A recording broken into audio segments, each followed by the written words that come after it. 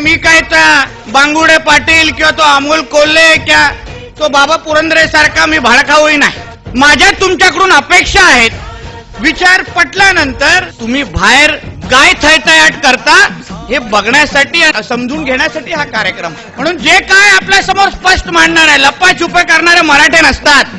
आपल्याला हे जे काही समोर बसले आहेत त्यांना पायापर्यंत कसं आणायचं हा आपला एक कलमी कार्यक्रम आहे। त्यांची मानसिकता आपल्याला आरक्षण देण्याची आहे का, त्यांची इच्छाशक्ती आपल्याला आरक्षण देण्याची आहे का, हे सर्वात पहिला आपण लोकांनी समजलं पाहिजे। नाही तर उगाच भीक मागत बसाल तर ते लोक तुमच्यावर हसत असतील, याच्या पलीकडे कायच होत नसेल। त्याला कोणा वाटत असेल हा बघ मराठा समाज आलाय परत भीक मागायला, काय फक्त फडणवीस नाही, ते फडणवीस आणि ठाकरेचं सरकार आहे। पूर्ण वाक्य बोला, ठाकरेला घाबरणाऱ्यापैकी इथे कोण नाही।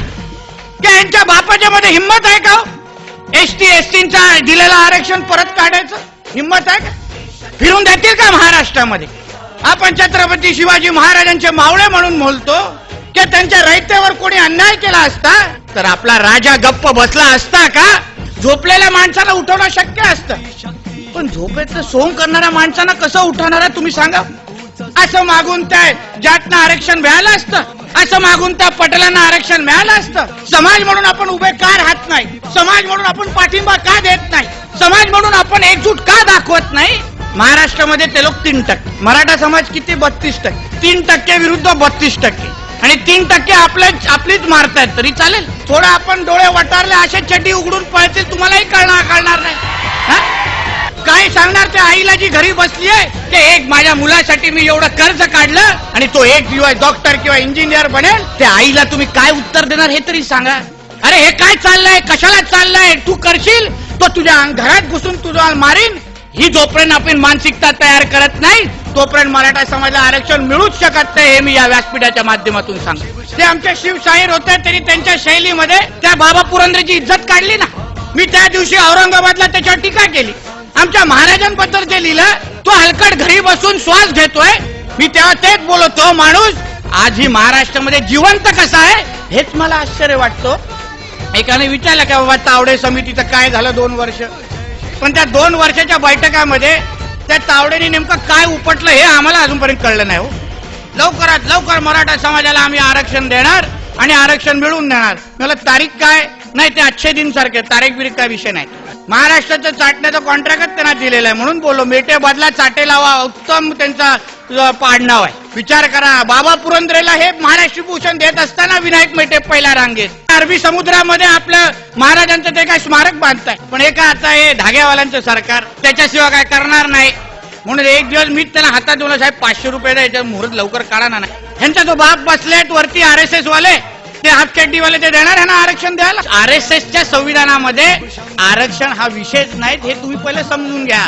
हातात तलवार धरायची आहे, त्या हाताने फक्त घाम पुसायचा आहे, हे तुम्ही मला फक्त पहिलं सांग। अहो माझ्या घरामध्येच मुख्यमंत्री राहिलेले आहे, आमदारचं काय विषय मोठा, आणि मला विकत घेणारे यांच्याकडे एवढा चेक तयार नाही हो। जो पण शून्य लावतील त्याचा अजून एक शून्य लावून त्यालाच घेईन, मला काही चिंता नाही। पण मला चिंता ह्याची नाही, तुमची आहे। वडिलांनी दिलेलं आरक्षण मला फक्त पुढे टिकवायचं आणि आपल्या समाजापर्यंत पोहोचवायचं, काही चिंता नका करू। तुम्हाला वाटत असेल हा तर बोलतोय पण गोळी तर मला मारायची, तुम्हाला मारायला सांगितलं ना तर तुम्हाला सुखरूप घरी पोहोचवण्याची पण जबाबदारी माझी असेल, हे तुम्हाला सांग। या पुढे आंदोलन करायचं असेल तेव्हा तुम्ही फक्त रस्त्यावर उतरा आणि बाकी सगळं माझ्यावर सोड। एकदा तोंडातून निघाला म्हणजे ती बंदुकीची गोळी, विषय संपला। घाबरण्याचे दिवस गेले, आता आपण दरारा दाखवायचा महाराष्ट्रामध्ये। 5 दिवस रात्र महाराष्ट्र पेटवला, सगळीकडे सगळे रस्ते जाम, ट्रेन बंद, सगळं काय आपण केलं, कोणीही आपल्याला थांबवू शकत नाही, हेही मी तुम्हाला सांग। आमच्या महाराजांनी शिकवलंय, युक्ती तिथे युक्ती आणि शक्ती तिथे शक्ती वापरायची। आरक्षणात एक उत्तर आहे ज्याच्यामुळे आपण उभं राहू शकतो, आरक्षणात एक उत्तर आहे ज्याच्यामुळे आपला समाज पुढे जाऊ शकतो। पण पुढे जाण्यासाठी तुम्ही आज काय करता ते सर्वात महत्वाचं। जेवढा आमच्या महेश सावंतनी तुमच्यासाठी दिवस रात्र जो मेहनत केला, अहो आमचा हा कार्यकर्ता 2-3 महिने सलग शेतांमध्ये झोपत होता, तिकडे मिळेल ते जेवत होता। त्याच्या मेहनतीला अगर तुम्हाला चीज मिळवायचं असेल तर खऱ्या अर्थाने तुम्हाला खांद्याला खांदा लावून काम करायला लागेल। सगळं काय जे सांगितलंय ते तुमच्यासाठी सांगितलं, जे काय अंगावर घेतोय ते तुमच्यासाठी घेतोय। 353 या साध्या केसवर मला 5-6 दिवस मुद्दामून आतमध्ये ठेवलं, पण ठीक आहे, काही चिंता नाही आपल्याला। काय परत बाहेर येऊन परत छत्रपती आमचं काय, आणि हे काय कायमस्वरूपी थोडी राहणार आहे। 2019ला आहे आम्ही पण परत, तेव्हा बघू काय करायचंय। या तर राणे साहेब मुख्यमंत्री असतील त्यात तुमचं नितेश राणे मंत्री तरी असेल तेव्हा पाहून घेऊ त्याला. जे काय महेश सावंत त्यांचे सगळेच सहकारी दिवस रात्र मेहनत केली. पण हा प्रवास आता सुरू झालाय आणि ह्या प्रवासाला पुढे जात असताना एक दुसरा प्रेम विश्वास आणि एक दुसऱ्याची ताकद वाढवण्याचं काम आपण सगळ्या जणांनी करावं एवढंच अपेक्षा आपल्याकडून व्यक्त करतो. हर हर हर हर हर हर हर हर हर हर